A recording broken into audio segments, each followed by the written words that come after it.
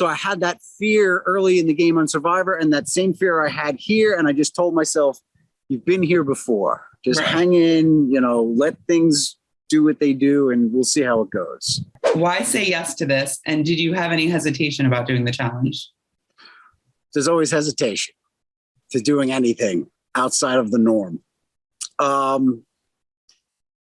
But after some thought, I decided to do it for a few reasons. I'd say the first reason is the most important reason, which is you don't often get an opportunity to win a large sum of money with the odds so small compared to like Lotto, let's say, right? Mm-hmm. Winning Lotto, 1 in 10 million, winning the challenge, 1 in 28. If you believe in yourself, of course, So I always have confidence in myself. I felt like I played a pretty good game on Survivor, came super close to winning that. Why can't I win this? So I just thought, why pass up on an opportunity to make a good amount of money? Like I said, the odds look pretty good. And also, grateful as I am for the job that I have, it's a bit repetitive, and it's nice to switch it up a little bit, right? Get the hell out of here for a few weeks and take on an adventure. People would kill for the opportunity to do something so out of the realm, and I think everyone's personality is different. Some people say, what are you, crazy? Other people say, absolutely. I'm one of those absolutely guys. If my wife and boss let me do it, I'm ready to go. Okay. If that makes sense. You show up first day, you're looking around, you're seeing the people.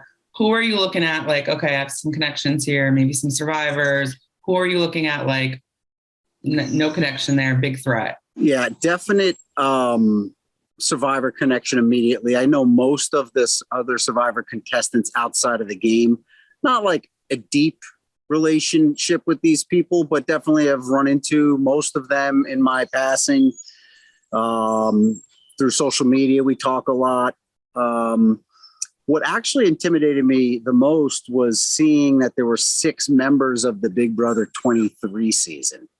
Yeah, it's a lot. The cookout. And I was like, oh no, we're in trouble. Because just having so many people with such a strong bond coming into a game like this where numbers are so important, I think that was a lot of people's concern on day one when we saw what the cast looked like. So definitely the Big Brother crew, and also just the sheer size and physique on some of the other men and women. I'm not just going to say men and women. And realizing I'm 43 years old. I mean, I'm not saying I'm the oldest guy out there. There are people my age out there, but, I only got 2 months heads up about doing this show. So I wasn't really in training for it. Let's just put it that way. Where most of these people who played, like, just train for a living, whether they're athletes or they're, social media influencers or whatever it is in their life, they're not waking up at 4 a.m. and working 12-hour days like I am. So to only have 2 months to really prep myself from a physical standpoint and then get there and see that I have former NFL players out there and just absolute freaks when it comes to the physique and the ability of some of these people that I, ended up playing this game with. So it was quite intimidating from a physical standpoint, for sure.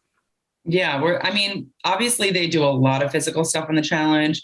You did pretty good your season of Survivor. So, like, were there any kind of competitions that you were like, oh, I can probably, do puzzles, or I could eat weird things, or like, right.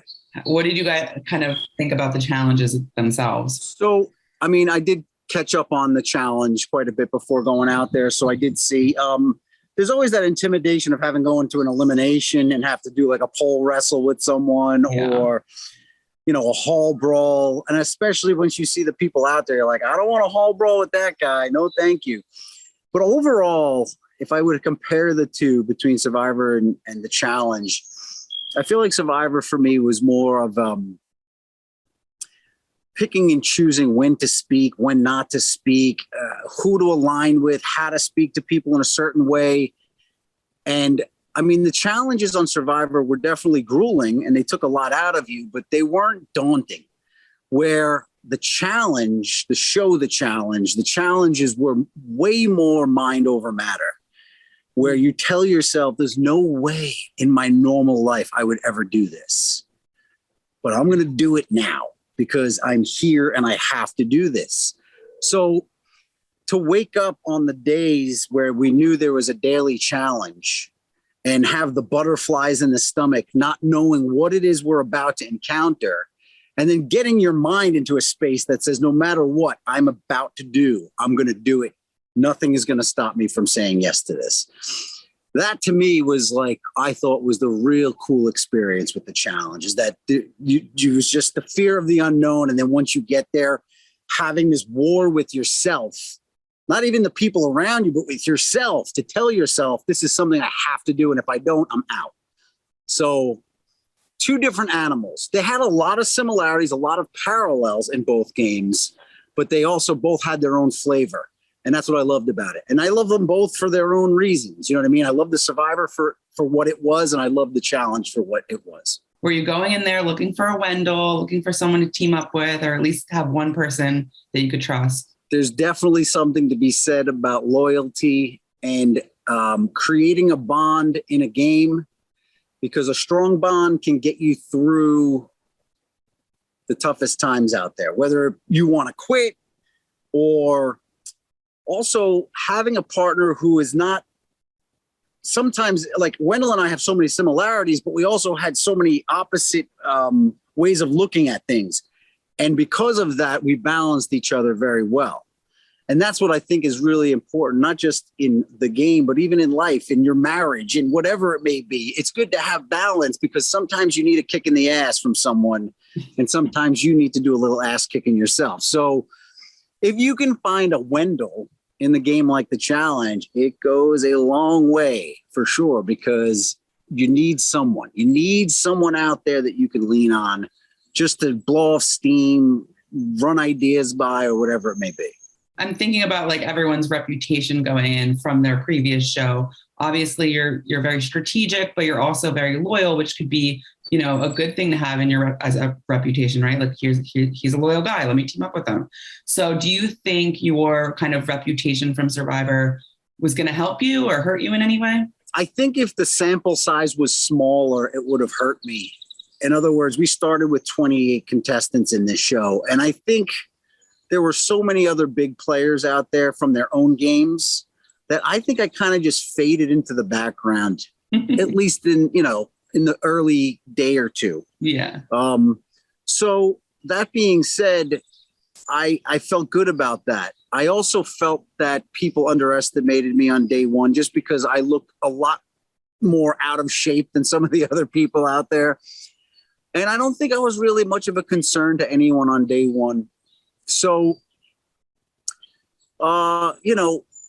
it's tricky. It's a tricky thing to weigh out, especially on day one when you see how many people are out there. But I don't think my Survivor game really hurt me. And again, I say that only because there were so many other huge contenders out there that I kind of just blended in with everyone. But I think if the sample size was smaller and there was like 10 or 12 of us out there, then maybe I would have stood out as a much bigger player. That's true. And you have a family. I was talking to Tyson. He has a family. You guys have been, he's been doing this for a while, but what are their dynamics, I guess, just like someone who's a little older in the house, maybe not going, running around, I don't know, making out with people, things like that on these kinds of shows. Is that dynamic? Like, is that good that you're kind of just like, oh, people don't see me as a threat and whatever, they're not paying attention to me? And what's funny about that is that was a concern of mine, saying yes to this show is like, I don't want to be on a show where there's drunk hookups and fist fights. And they convinced me that it was going to be more of a family-friendly version of the MTV version. So that's the only real reason I signed up, because I didn't want to really be on something that was, again, I'm not knocking the MTV version. It's just a different show. And I'm not cut out for that show. I need something that's more family friendly. I have kids at home. My kids' friends will be watching this. It's important to me that it comes off somewhat clean and respectful. You could have your moments and there can be an argument and this and that, but I just wanted to make sure that I wasn't signing up for the wrong show is what I'm saying. But there was a lot of older people out there. Yeah. And most of them were survivors, believe it or not. All the survivors were like in our late 30s or 40s. Maybe Danny was the youngest, 34 years old. But there was that kinship that we had. Not only were we all on Survivor, but most of us were parents. So that made things like easier for me, for sure. And I do think that some of the younger players, the Big Brother people, the Love Island people, I feel like they may have dismissed us for that reason alone. The fact that we were older. And maybe with the exception of Tyson, of course, because Tyson is well known and he's up to his antics and they know that he can hang with the young kids out there. So I think with the exception of Tyson, I think maybe the Survivor group in general was possibly dismissed a little bit. Maybe also Danny McRae because he's an ex-NFL player and still fairly young. But I'd say the other six of us, I don't think anyone was really too intimidated. Also, maybe Sarah Lucina, she's a beast. Desi, I mean, I don't know. Maybe just a few of us. Me in particular, I think I was overlooked. Well, it's also like you said, there's 6 people from one cast. So to me, that's like, okay, immediate target over there. Did you go in when you're looking around, you're like, okay, this is going to be kind of a show versus show thing for a little bit until we get maybe deeper into this game? I did think that, but I also remember on day one, again, not really giving anything away, but noticing the chemistry of the young people in general, regardless of what show they were on. So at first I thought it would be a show versus show thing, but I remember day one seeing quite a bit of young people come together and now all of a sudden fearing for my life just based on the relationship in the large size of young people coming together and thinking, I am in trouble for sure. How much? But I will say this, it was very similar feeling I had in my early days of Survivor. Fair. You know what I mean? Because my cast was one of the youngest casts ever to play the game Survivor. And I was one of the old guys out there, 37 at the time, really old. But compared to, I know, but it was considered, I was like the second or third oldest out of 20 people on Survivor.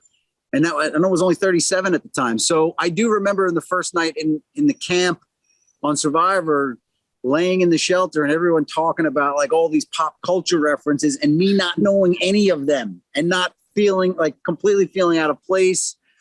So I had that fear early in the game on Survivor and that same fear I had here. And I just told myself, you've been here before. Just hang in, let things do what they do and we'll see how it goes. How familiar with the MTV version of the challenge were you? Like, did you watch some episodes? Were you like a casual fan? Were you not familiar at all? I was a fan a long time ago in the early 2000s, back when it was Road Rules, Real World, like separate. I watched it then. Mark Long, the early seasons, like Mark was my guy. I'm actually friends with Mark now because we did a charity event together a while back. But I would say that's the extent of my organic challenge watching, but once I did get the call for this, I did dive into, probably 8 or 9 of the most recent seasons just to see what I'm getting myself into and obviously mentally and physically prepare myself for what may be coming my way. So I've always known about the show. I've always heard the names Johnny Bananas and CT and, Anissa and all these names that are well known in the challenge world. They've always been in my, environment from whether it be because I was on reality TV or not, but I haven't really sat down and watched any recent challenge seasons organically. It wasn't until I knew I was going on the show that I decided to do a little homework. Yeah, there's so many too, so I don't even know how to catch up on all of them. Did you have any sort of strategy going in, or were you just like, let me go in, let me see what this is about, and then kind of adapt as I go along?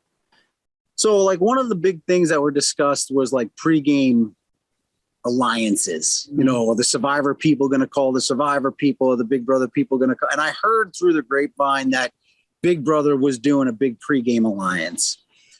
And I just always told myself, it's just not for me. I just never want to make promises to anyone ahead of time and then get into the game and see that the situation is what it is. And now I can't stick to that original promise. So I made sure I stayed away from any pregame or anything. And I told myself going into it, I'm just going to let the game come to me. I will find out pretty quickly who it is I can and want to work with, whether it be a Survivor person, Big Brother person, whatever it may be. And I'm going to let the chips fall where they may. And I think that's a smart way to do it. You don't need to. Sometimes you got to let the game come to you. You know what I mean? And if you do too much too early, that could burn you. So I'm more of a let the game come to me the first few days. Let's see how it goes. And I'll decide what avenue to take at that early point. You know what I mean? Obviously, we've all wanted to see you on Survivor again. Is that a possibility still? Are you still looking for a comeback there? I mean, it's probably all timing for me. It's not that I wouldn't do it. I love Survivor. I was actually called to do 40 before they knew that season 40 was going to be all winners. They were thinking about doing something to bring some returnees back. And that was swapped out at like the last second to do an all winners season. So there hasn't really been an opportunity for me to even go back since my season because there hasn't been a returnee season with non-winners. I did always think I would be going back on Survivor, not the challenge. You know, I thought the only show I'd be doing again is Survivor. Being that I just got back though from the challenge, you know, we only filmed in March. Yeah. So I'd say this year, if they called, no, I gotta, you know, stay home for a little bit.